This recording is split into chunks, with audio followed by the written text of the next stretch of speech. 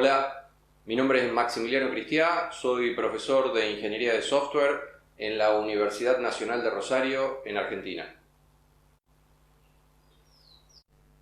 En este video sobre CCP les voy a presentar las primeras leyes de algunos de los operadores del lenguaje que vimos en el video anterior y voy a empezar a introducir el concepto y los operadores, la forma de realizar composiciones concurrentes o paralelas en el lenguaje.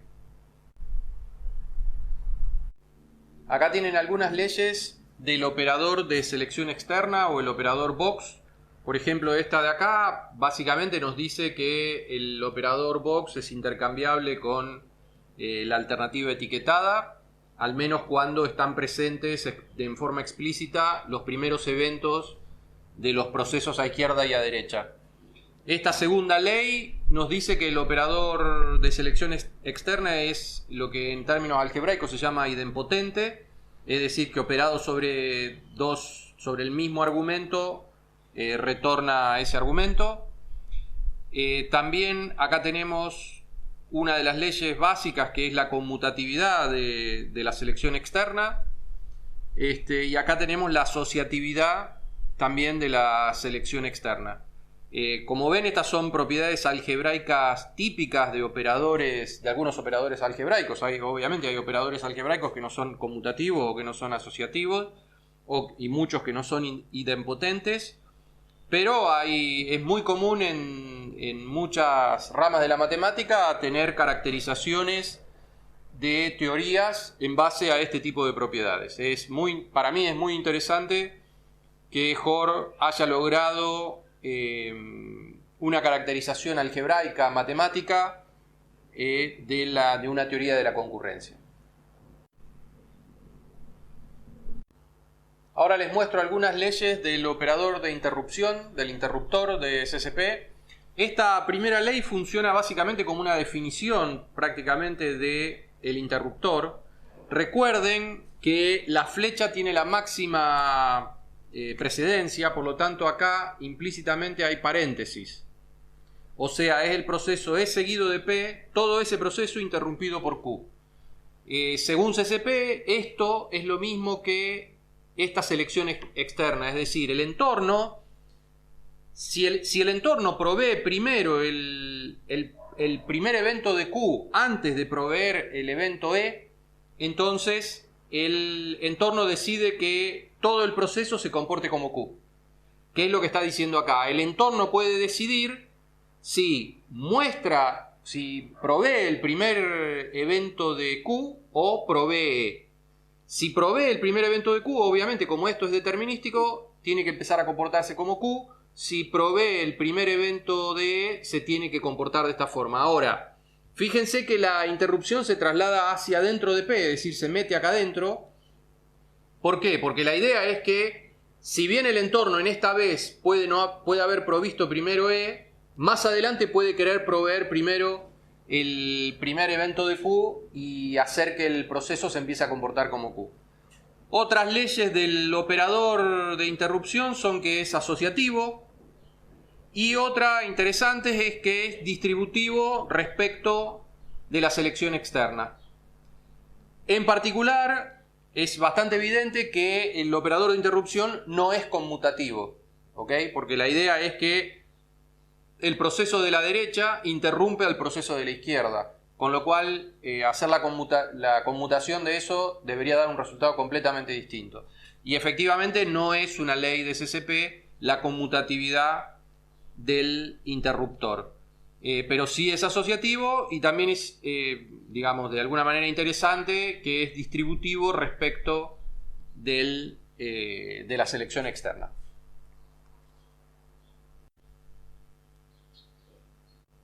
Ahora les muestro una versión mínimamente simplificada del conocimiento de dominio de todos los componentes que forman la celda de producción. Entonces tenemos el switch, el conocimiento de dominio del switch, que el switch simplemente alterna entre start y abort, iniciando por start. O sea, lo que podemos pensar es que la celda de producción inicialmente está apagada, se inicia con el pulsado de start y se puede detener se puede frenar pulsando abort, en cuyo caso hay que volver a pulsar start.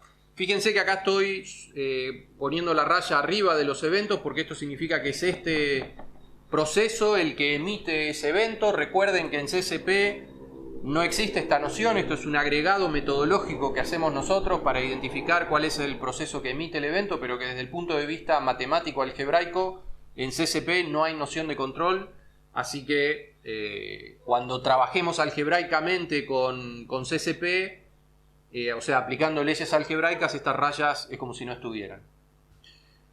Conocimiento de dominio de una cinta. Fíjense que acá hago una sola cinta. La celda de producción tiene dos cintas y un robot con dos brazos, pero yo por ahora lo hago con una sola cinta. Después vamos a ver cómo extenderlo fácilmente usando el propio lenguaje de CSP a dos cintas.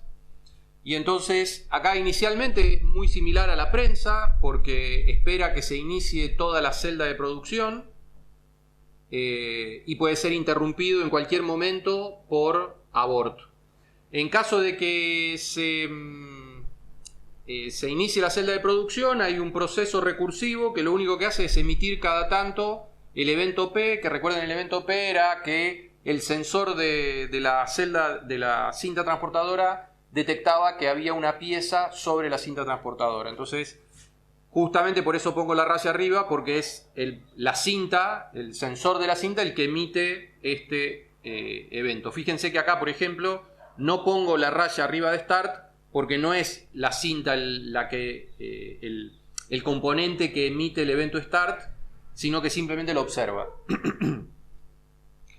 Acá tenemos el conocimiento de dominio de un brazo de robot. Recuerden que el robot tiene dos brazos. Nuevamente acá lo voy a dejar con uno y después vamos a ver cómo usar el lenguaje para extenderlo para dos. Este es un conocimiento de dominio posible.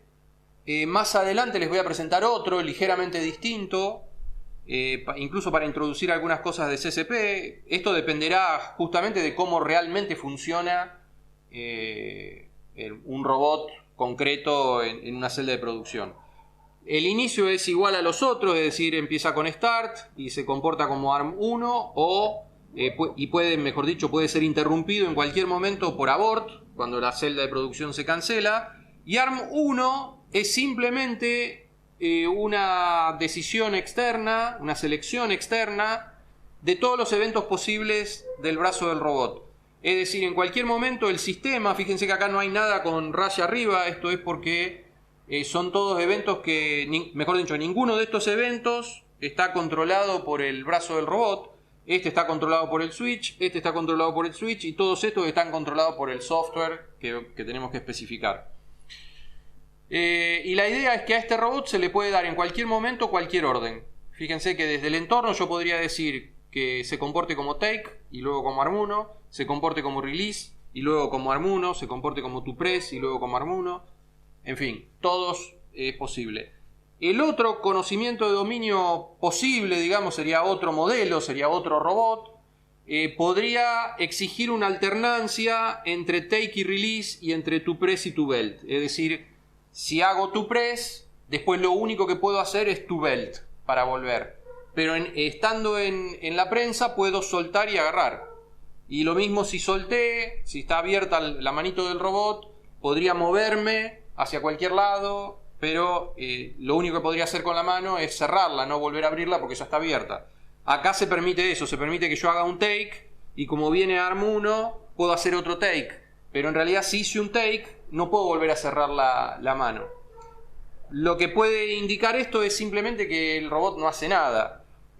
Por eso les digo que este podría ser un comportamiento posible y en realidad podría haber comportamientos más complejos del robot que por ahora lo mantenemos así simple. A continuación les voy a mostrar cómo todos estos procesos se pueden componer en paralelo para mostrar cómo opera el entorno del sistema simultáneamente, cómo operan todos los componentes del entorno del sistema en simultáneo. Para terminar con el conocimiento de dominio de la celda de producción, ponemos en paralelo los procesos que identifican, que describen el conocimiento de dominio de cada componente. Fíjense, a esto lo llamo de K-cell, de toda la celda de producción, y es la composición paralela o concurrente de todos los componentes. El brazo del robot, la cinta transportadora, el switch y la prensa. Recuerden que por ahora estamos trabajando con un solo brazo de robot y con una sola cinta transportadora. Más adelante vamos a ver cómo extender esto a 2 brazos de robot y 2 cintas transportadoras.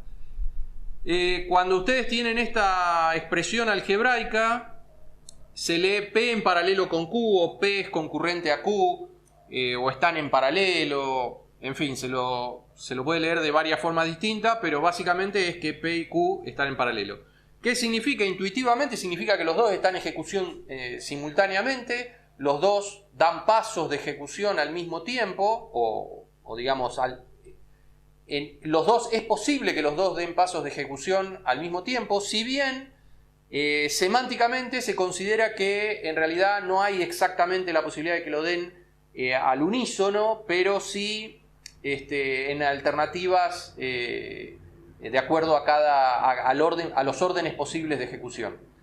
Pero lo importante es que uno tiene que pensar es que son como si fuesen 2 programas en 2 computadoras distintas, si ustedes quieren, que están ejecutando los dos al mismo tiempo. Eso no significa que hagan las cosas exactamente al mismo tiempo, o que haya la posibilidad de que hagan las cosas exactamente al mismo tiempo, pero sí que globalmente están ejecutando los dos contemporáneamente.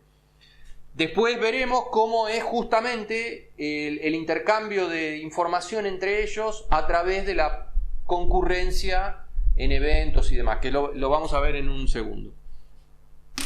El operador de paralelo es un operador más del álgebra de CSP. Yo les he comentado ya desde el inicio que CSP es un formalismo pensado para estudiar concurrencia, para estudiar problemas de concurrencia, problemas de paralelismo.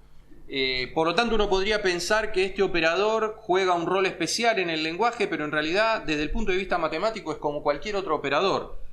Por ejemplo, está sometido a ciertas leyes como varios de los otros operadores. Por ejemplo, es idempotente, es conmutativo, es asociativo y distribuye respecto de la selección externa o box. No es que tenga un comportamiento especial o un lugar especial en el formalismo, es un operador más. Lo que sí es un operador que para nosotros es central porque es el que nos permite estudiar problemas de concurrencia. Y en particular, este operador tiene 4 leyes que de alguna manera definen la semántica de CSP o el núcleo semántico de CSP, que no son estas 4 leyes, que son leyes que vamos a ir viendo a medida que avancemos, y que dan diferentes formas de combinar procesos en paralelo. Justamente lo que vamos a hacer a continuación es ver la primera de esas leyes para ir cerrando el video de hoy. Antes de ver la primera ley fundamental de la composición concurrente en CSP, vamos a ver rápidamente el concepto de alfabeto de un proceso. El alfabeto de un proceso es el conjunto de los eventos que participan en la definición del proceso. Se lo escribe así, alfa seguido del nombre del proceso. Esto sería el alfabeto del proceso P, alfa P. Por ejemplo, si P es el proceso que ejecuta A seguido de F, seguido de P, seguido del proceso Q, fíjense que acá P minúscula, P mayúscula, es decir, esto es evento, esto es proceso. Y Q a su vez es el proceso que ejecuta E seguido de B seguido de P. Entonces tenemos que el alfabeto de P es A, F, P, pero también es E y B. Y obviamente el alfabeto de Q es igual al alfabeto de P, porque el alfabeto de Q es E, B y todo el alfabeto de P que es A, F y P. Con lo cual P y Q en este caso, como son mutuamente recursivos, tienen el mismo alfabeto. El concepto de alfabeto lo vamos a usar para enunciar algunas leyes de CSP, son necesarias como precondiciones muchas veces, pero no es una cosa que nos interese a nivel de especificación. Digamos, cuando hacemos una especificación, en general no vamos a definir explícitamente el alfabeto de cada proceso, sino que simplemente vamos a definir los procesos y si alguna vez necesitamos, vamos a ver cuál es el alfabeto de ese proceso. Pero lo necesitamos como concepto para mostrar algunos aspectos teóricos del lenguaje. Acá tenemos la primera ley fundamental del operador de concurrencia de CSP. Se llama ley de intercalación. En inglés es ley de interleaving. Se los escribí acá porque depende de dónde miren ustedes, probablemente no lo encuentren al nombre en castellano y solamente en inglés. La ley de intercalación tiene esta forma, tiene una precondición, que es que el evento E no pertenezca al alfabeto de P y el evento F no pertenezca al alfabeto de Q, en cuyo caso la composición concurrente de F seguida de P y E seguida de Q, fíjense que si decimos que E no pertenece al alfabeto de no pertenece al alfabeto de P, E no pertenece al alfabeto de P, primero, E no es F, ¿sí? Esta es una aclaración, digamos, desde el punto de vista del lenguaje o de la presentación del lenguaje importante. Cuando se escriben nombres de eventos, los nombres de eventos son constantes, no son variables, no es que E es una variable y puede valer lo mismo que vale F y por lo tanto ser el mismo evento. No. Este es un evento, este es otro evento. Punto. Por lo tanto, E claramente no es F y por precondición E no pertenece al alfabeto de P. Y de la misma manera, F no pertenece al alfabeto de Q. Por lo tanto, F no es E, F no pertenece al alfabeto de Q. ¿Esto qué significa? Que E está solo a la derecha del operador de concurrencia y F está solo a la izquierda. No están del otro lado, no están mutuamente del otro lado. Esa precondición es importante para establecer la ley de intercalación. Si esta precondición se da, entonces esta igualdad se descompone en un primer paso de la siguiente forma. Se ejecuta F primero, ¿está? O sea, de estos dos, que en principio podrían ejecutar los dos al mismo tiempo, por la forma en que se encara la concurrencia en CSP y en prácticamente todas las álgebras de proceso, en todas las álgebras de proceso y por lo menos hasta donde yo sé, en todos los lenguajes de especificación orientados a la concurrencia no es verdadera concurrencia, sino que se toman las posibles ejecuciones de los procesos. Entonces, ¿qué dice HOR o qué dice CSP respecto de esta composición paralela? Dice, lo que puede ocurrir es que primero ejecute F y después más adelante en algún momento ejecute E. O lo contrario, primero ejecuta E y después más adelante en algún momento F. Ese O está dado por la selección externa. Es decir, acá tenemos la rama en donde primero ejecuta F y acá tenemos la rama en donde primero ejecuta E. Si primero ejecuta F, entonces lo que queda para ejecutar de toda esta composición paralela es P en paralelo con E seguido de Q. ¿Qué es esto? P en paralelo con E seguido de Q. Recuerden que las flechas ligan más fuerte, entonces es P en paralelo con todo esto. Y si por el contrario ejecuta primero E, entonces tenemos la rama acá, que es, si ejecuta E, bien, lo que queda del lado derecho por ejecutar es Q, pero lo que queda del lado izquierdo es todo, es F seguido de P. Con lo cual tenemos F seguido de P en paralelo con Q. Esto es lo que se llama ley de intercalación. ¿Por qué ley de intercalación? Porque lo que está diciendo es que cuando tenemos eventos independientes, es decir, este evento no pertenece a la derecha, sí, y E no pertenece a la izquierda, lo que se considera como paralelismo es que o primero ejecuta uno o primero ejecuta el otro, y hay que considerar los dos comportamientos. Una cosa interesante de esta ley, y que es clave en CSP, es que de tener una expresión dominada por la concurrencia, pasamos a tener una expresión dominada por la selección externa que no es concurrente. Es decir, esto es determinista, esto es secuencial, o es esto o es esto. No es más los dos al mismo tiempo, es esto o esto. Es cierto que la composición paralela permanece en la fórmula un poco más adelante, pero justamente la idea es que de una composición, en general, de una composición paralela, nosotros podemos llegar a una composición no paralela. En la escena siguiente les voy a mostrar un caso muy simple de cómo eso es así, es decir, cómo partiendo de algo que es concurrente llegamos a algo que es equivalente a lo anterior, es igual en algún sentido, pero no es concurrente. Acá tenemos una aplicación muy simple de la ley de intercalación. tenemos dos procesos, el proceso A que se ocupa en el evento A y luego vuelve recursivamente a sí mismo, el proceso B que tiene exactamente la misma forma, solo que ejecuta el evento B, y definimos C como la composición paralela de A y B. Entonces podemos demostrar que C es en realidad la selección externa entre A seguido de C y B seguido de C. Es decir, C, a pesar de que acá tiene la forma, tiene la pinta de un proceso concurrente, un proceso paralelo, en realidad podemos encontrar una expresión equivalente para C que hace desaparecer la concurrencia. Acá está la demostración de cómo se hace. Es una demostración matemática. C es igual a A en paralelo por B por definición. Ahora podemos reemplazar A por su definición. Esta A de acá la podemos reemplazar por A seguida de A, porque tenemos esta igualdad acá. Y lo mismo podemos hacer con B. Podemos reemplazar B por B seguido de B, que es la definición de B. Iguales por iguales. Reemplazo o sustitución de iguales por iguales. Que en particular es aplicar las definiciones de A y B. Ahora tenemos esta composición paralela. A seguido de A, B seguido de B. Lo que podemos ver es que estamos en se cumple la precondición de la ley de intercalación. Es decir, A no pertenece al alfabeto del proceso de la derecha y B no pertenece al alfabeto del proceso de la izquierda. Por lo tanto podemos aplicar intercalación. Entonces, de esta igualdad pasamos a esta, en donde ejecutamos el paso A y nos queda A en paralelo con B seguido de B, o ejecutamos el paso B y nos queda A seguido del proceso A en paralelo con B. Ahora hacemos sustitución de iguales por iguales, pero en sentido inverso.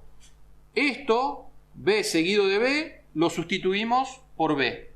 B seguido de B lo sustituimos por B. O sea, tomamos esta expresión y la sustituimos por su definición, que es B. Y lo mismo hacemos en la otra rama, en la rama de acá. A seguido de A lo sustituimos por A. Con lo cual llegamos a A seguido de A en paralelo con B, o B seguido de A en paralelo con B. Y ahora volvemos a aplicar sustitución de iguales por iguales, también en sentido contrario, porque tenemos esta igualdad de acá. Entonces A en paralelo con B lo podemos sustituir por C. Con lo cual pasamos de A seguido de A en paralelo con B a A seguido de C. O B seguido de A en paralelo con B, que lo reemplazamos por C.